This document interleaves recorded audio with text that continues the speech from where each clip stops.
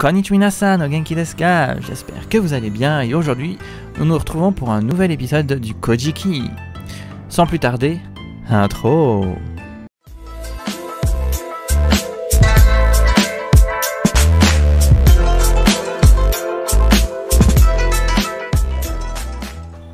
Amaterasu envoya son petit-fils Ninigi no Mikoto pour régner sur l'ensemble des îles, car son fils avait tout simplement même refusé de régner sur la province de Izumo. Devenu le kami de l'abondance, Ninigi prépara donc sa descente, non sans avoir signifié à sa grand-mère que cette tâche ne l'intéressait guère. Elle décida alors de lui confier une grande partie des joyaux qu'elle avait prélevés sur l'arbre d'or qui lui restait de ses mésaventures, son miroir qui lui restait de même, mais aussi le sabre donné par Susanoo et des épis sacrés pour rendre fertiles les rizières. Grâce à cela, il pourrait transmettre et partager l'image d'Amaterasu à tous ses descendants. Il ne fut pas le seul à descendre sur Terre. Au total, 8 autres kami, dont la puissante Ameno-Uzume no Mikoto, l'accompagnèrent. Dès qu'ils eurent tous d'ailleurs passé le pont en arc-en-ciel qui reliait les deux mondes, et pour s'assurer que Ninigi ne reviendrait pas, Amaterasu fit disparaître l'arc-en-ciel, et de ce fait, la passerelle entre les deux royaumes. Au final, il se posa sur l'île de Kyushu et s'installa au cap de Kasasa, dans la province de Satsuma. Peu de temps après, lors d'une exploration de son nouvel environnement, il rencontra Konohana no Sakuya Hime, fille d'un illustre kami semble-t-il. Ninigi en tombera amoureux, lui fit sa demande en mariage et passeront même une nuit ensemble. Le lendemain matin, elle lui annonça qu'elle était déjà enceinte. Mais Ninigi ne put y croire, surtout en ayant passé une seule nuit ensemble. Alors elle dut lui dire que si c'était son enfant, rien ne devrait se passer, mais si cela ne l'était pas, alors une grande catastrophe arriverait. Lorsqu'elle dut accoucher, elle se cloîtra dans une maison en condamnant toutes les portes et toutes les fenêtres. Le premier enfant sorti mit le feu à la maison, mais heureusement les triplés et leur mère survécurent à ce feu. Ils étaient donc bien les fils de Ninigi, petit-fils de la divinité solaire elle-même. Dès lors, Konohana no Sakuya Hime nomma ses fils en fonction de l'intensité du feu au moment où ils étaient sortis de son ventre. Le premier, l'aîné, s'appellera ainsi Hoderi no Mikoto, révérée flamme ardente. Le second, Hosuseri no Mikoto, révérée flamme persistante. Et le dernier, le cadet, fut nommé Hori no Mikoto, révérée flamme vacillante. En grandissant, les trois frères devinrent de robustes garçons, mais leur passion était bien différente. Hoderi, l'aîné, aimait la pêche.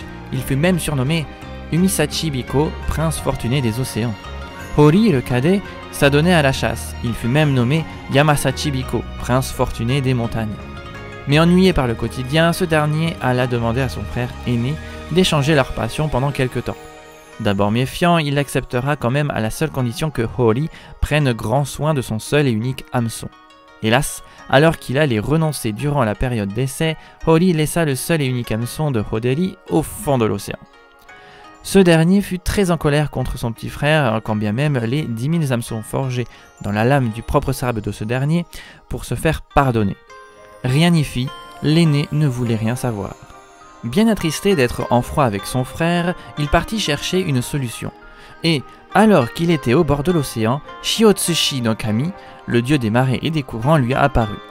Après lui avoir raconté tout de go son histoire, le kami, touché par sa tristesse, lui fabriqua un petit navire, en lui expliquant comment aller visiter le château de Owatatsumi no Kami, le grand seigneur des océans.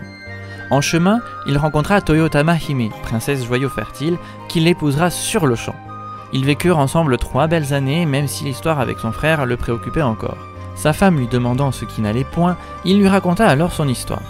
Toyotama Hime alla immédiatement voir le grand seigneur des océans en lui contant toute l'histoire. Ce dernier envoya ainsi tous les poissons à la recherche du dit hameçon. Quelques instants plus tard, un poisson, une dorade rouge somme toute, vint au seigneur et lui avoua une difficulté à avaler. Elle avait l'hameçon dans sa gorge. Owatatsumi no Kami délogea alors l'hameçon et le rendit au plus vite à Hori. Le roi des océans annonça alors au révéré flamme vacillante qu'il devait le rendre dos tourné en prononçant l'incantation qui rend faible et pauvre. De plus, il rajouta que si son frère cultivait son champ dans les hauteurs, il lui faudrait alors cultiver les terres de la vallée ou inversement, en lui disant qu'après 3 ans, il serait ruiné et fou. Si à ce moment-là son frère lui envoie ses armées, alors Hori pourra les noyer en faisant monter les eaux avec la pierre sacrée nommée Shiomichi-tama, perles des grandes marées, et dès qu'il se rendra, Hori pourra alors faire baisser les eaux avec la pierre sacrée nommée Shiohitama, perle asséchant les marées. Après lui avoir fait part de tout cela, le grand seigneur des océans fit escorter Hori par des crocodiles et des requins. Depuis que Hoderi avait perdu son hameçon, ses pêches étaient désastreuses. Son frère revenant des océans, 3 ans plus tard, Hoderi fut ruiné comme le seigneur des océans l'avait prédit. En désespoir de cause, Hoderi envoya donc son armée piller le château de Hori, mais conformément à la prophétie, il utilisa la première pierre et l'armée faillit ainsi noyer.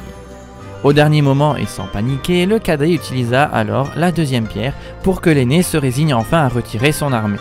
Hoderi s'excusa donc pour sa façon de faire juste pour un hameçon, et c'est à ce moment-là que Hori put enfin lui rendre son hameçon.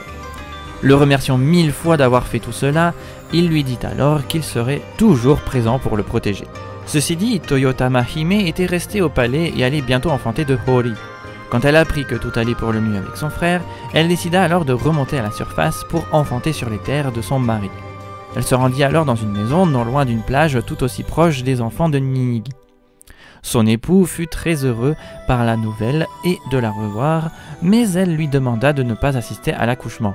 Il accepta, non sans être impatient, ce qui lui vaudra d'aller jeter un œil avant la fin de l'accouchement. Ce qu'il vit le surprit, puisque ce n'était autre que la vraie forme de Toyotama Hime. C'était un crocodile. Hori fut découvert par cette dernière et sous ses yeux, elle s'enfuit alors à tout jamais, abandonnant et son époux et son enfant, Amatsu Hikohiko Nagisatake Ugaya Fukiaezu no Mikoto, ou en français, révéré non près couvert d'herbes et de cormorans sur le rivage du fils solaire et du grand soleil du royaume des cieux. Ouh. Mais n'ayant pas oublié son grand amour pour le fils de Ninigi, elle enverra sa sœur Tamayori Hime pour qu'elle s'occupe de son neveu. Ce dernier grandit et devint un beau jeune homme qui, en grandissant, tomba amoureux de Tamayori Hime, avec qui il se maria d'ailleurs. Ensemble, ils eurent 4 enfants. Itsuse no Mikoto, révéré des 5 torrents, l'aîné, Inahi no Mikoto, révéré du riz, le second, Mikenuma no Mikoto, révéré entré dans la plaine aux 3 pelages, le troisième, et Kamu Yamato Iware Biko no Mikoto, révéré prince laissé sur le rocher du Yamato des dieux, le cadet. Ce dernier deviendra d'ailleurs très célèbre, mais ça, nous le verrons dans le prochain épisode. Voilà, cet épisode est déjà terminé, j'espère qu'il vous aura plu et vous en aura appris plus. N'hésitez pas à commenter, partager, aimer et à vous abonner si ce n'est pas déjà fait. Sur ce, je vous dis à la prochaine et...